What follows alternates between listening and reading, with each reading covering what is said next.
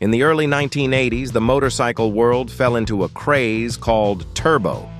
Japanese manufacturers competed to add turbochargers to everything with two wheels, promising to bring a new era of speed and technology. And then, Honda appeared.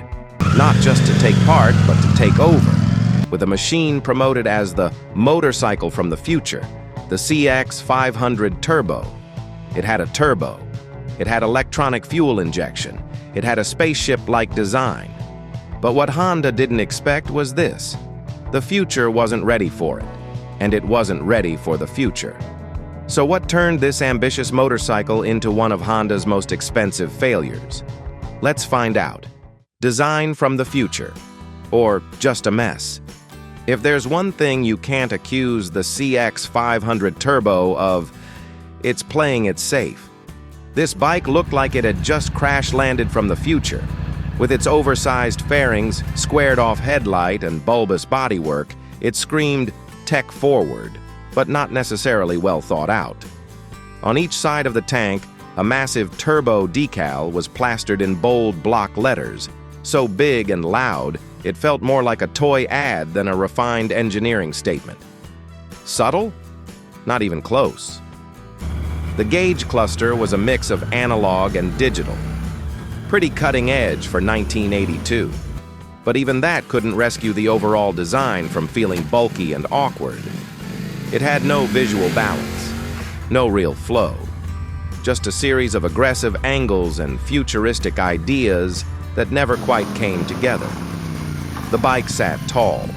It looked long. And with its sharp lines and exaggerated proportions, it didn't have the sleek profile you'd expect from a proper sport bike or the grace of a true touring machine. Even small touches, like the high-mounted exhaust, were more for show than go. They added flair, sure, but not much function. It was bold, it was different, and it definitely made a statement.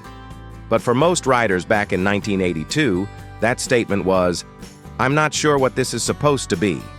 Power on paper, problems on the road. Now let's talk about the heart of this so-called bike from the future. Underneath all that sci-fi bodywork sat a 496 cubic centimeter liquid-cooled V-twin boosted by an IHIRH-03B turbocharger. On paper, it sounded like magic. Turbo power, fuel injection, high-tech cooling, a dream cocktail for the performance-hungry riders of the early 80s. And sure, Honda squeezed out a respectable 82 horsepower at 8,000 RPM, which was nearly 40% more than the standard CX500. But here's the catch. That power didn't come on smoothly. It didn't come on early. In fact, it barely came on at all until you hit 6,000 RPM. Below that, the bike felt sluggish, almost lazy. You'd twist the throttle and wait some more, until finally the turbo spooled up and threw you forward like a slingshot. Exciting? Maybe. Predictable? Not even close. The problem was turbo lag, and this thing had it in spades. It wasn't just a hiccup, it was a pause button. And while Honda's PGMFI fuel injection system was a technological leap at the time, it was also fragile, temperamental, and way ahead of the average mechanic's toolkit in 1982. When it worked, it was brilliant.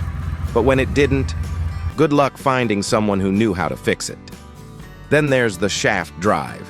Smooth, yes. Reliable, absolutely. But paired with the already heavy chassis, it just added more weight and dulled the throttle response even further. So what you ended up with was a bike that promised a breakthrough, but delivered hesitation. A machine that should have felt futuristic, but mostly just felt confused. It had power on paper, but on the road, it never quite figured out how to use it. Riding, it was a confusing experience. If riding a motorcycle is supposed to feel intuitive, natural, even fun, then the CX500 Turbo missed the memo. At nearly 580 pounds dry, this bike was heavy. Not touring bike, comfortable heavy, just clumsy, especially at low speeds. In city traffic or tight turns, It felt more like wrestling a vending machine than riding a futuristic sport tourer. And then there was the power delivery.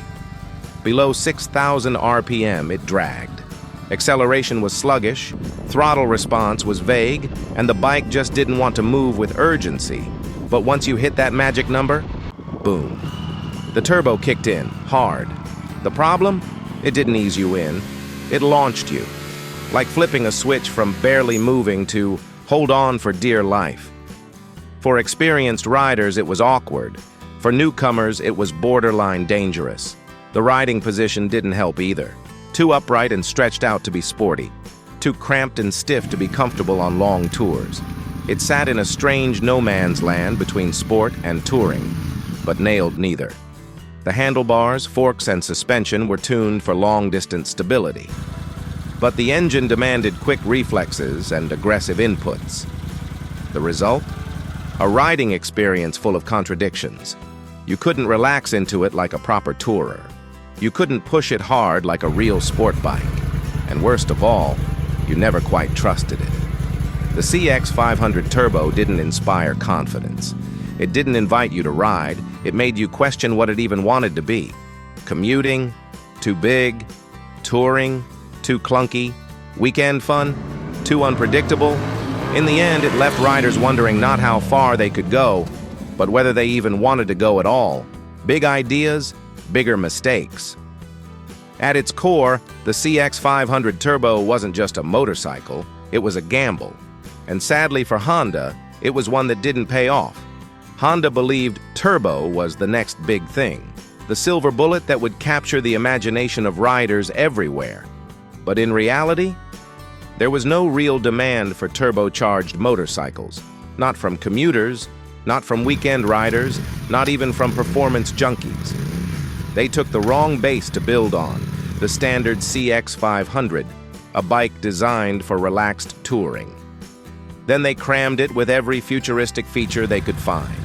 A turbocharger, electronic fuel injection, shaft drive, full fairings, all in one package.